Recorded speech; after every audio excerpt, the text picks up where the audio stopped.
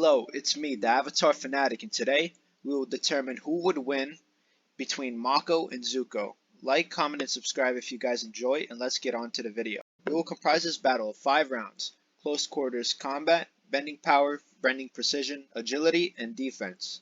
Let's get into the first round, hand-to-hand / close quarters combat. So, let's start with Zuko. Zuko is a master of hand-to-hand combat, and he's great with swords, but swords won't be used in this battle format. But it is worth to mention that Zuko was trained by Pian Dao, a master swordsman, and had many close skirmishes with Azula when it came to hand-to-hand combat. Zuko was certainly the more technical guy up close, and as a substitute for using swords, he can use his fire daggers instead.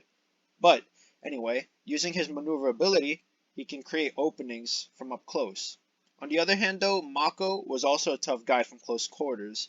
He often grappled by means of countering, and he set up his moveset from his boxing stance of avoiding attacks. Zuko is definitely the more technical striker again in this department, as you see in battles against Azula and Jet even. The sweeping of the leg against Zhao is another example of that. But we've also seen Mako kind of be outmatched against Amon, while Ozai was afraid to face Zuko with swords. So that tells me a lot.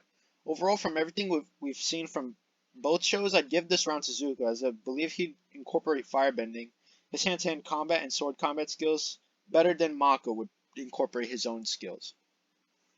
Oh, another thing to add, I actually think that Zuko versus Azula hand-to-hand combat only would be extremely close now, and I would love to see like a whole duel of them, like final episode just hand-to-hand combat. And I love the Agni Kai, but imagine a hand-to-hand combat duel. Zuko got so much better with the techniques he learned from not just Pian Dao, but Iroh. Now, the next round is bending power. Now, this one's an extremely close round to say the least. So let's start with Mako, who uses power in most of his attacks by means of countering. Not to say he isn't a stud when going forward with power too, but you see this against Ming Hua, where he takes the initiative to make powerful attacks on her. You've seen Mako also generate lightning so powerful, he overloaded the Spirit Vine machine or whatever it was. Still, probably his most powerful feat, apart from completely and utterly powering out of Amon's bloodbending, and just hitting him with a beautiful lightning bolt to the square of the stomach. Now, these are just some of the things Mako has done. Zuko has done some pretty powerful stuff too. Zuko learned over time that power in firebending comes from the breath and not from the muscles, as Iroh said.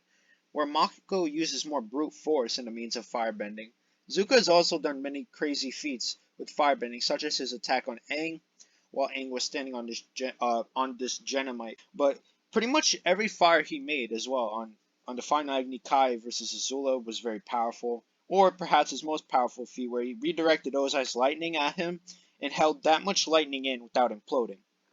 Point is, they both have done some incredible things. I'd argue Zuko's power takes less time to generate of the two, as he can make huge blasts instantly.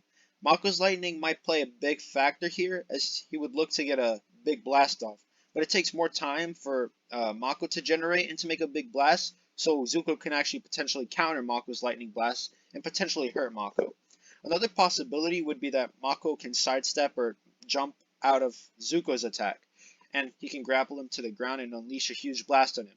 For this category, however, I'd give the edge to Zuko again, because their power is overall comparable and it's pretty close. I just think Zuko can probably chain up his power strikes more swiftly than Mako can, as he definitely had better training in the childhood stage. His next round, bending precision. Mako is known as a precise bender looking to attack at the right moment.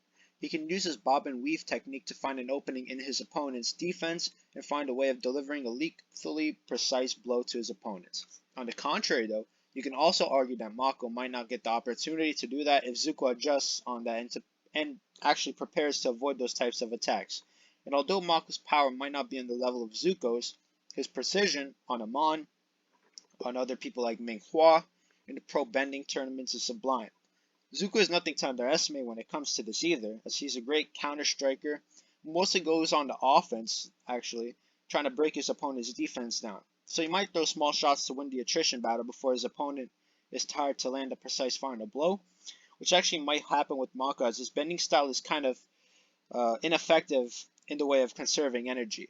But Zuko's style is actually very effective of that, in the contrary.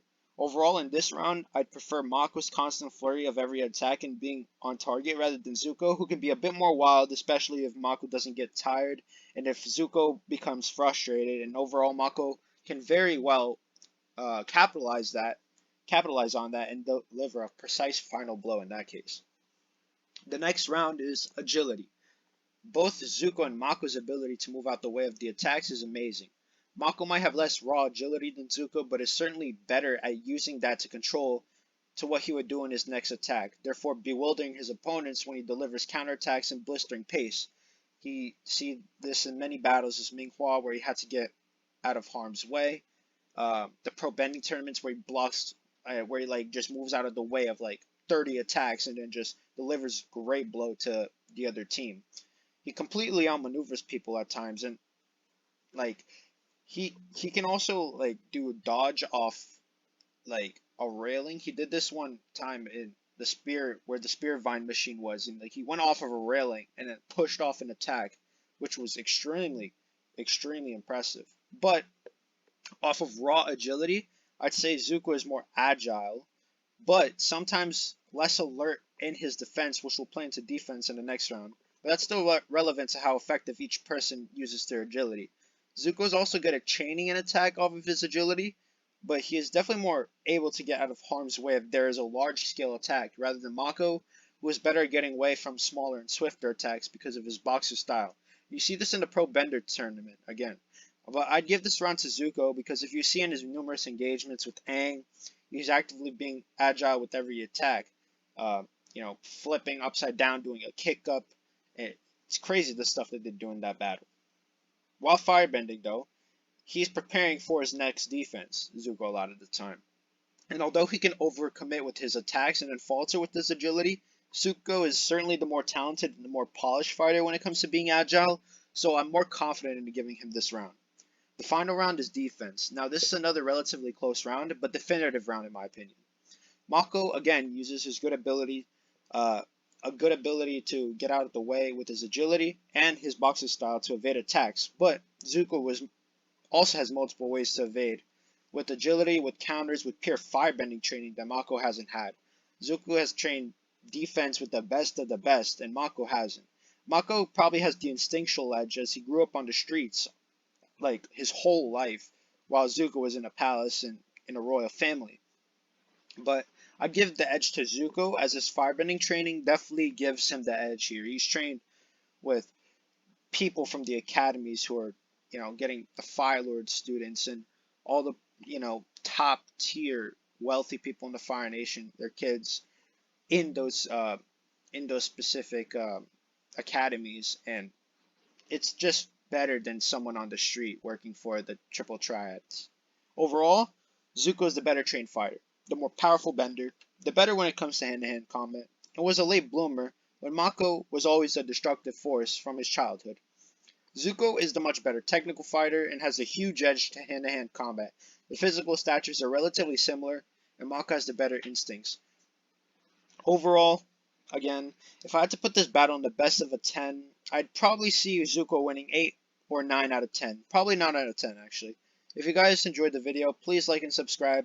The button is down below. Check out some of my other content on the channel as I do this Avatar battle series, and comment down below who you think would win this battle. Until next time, the Avatar Fanatic out.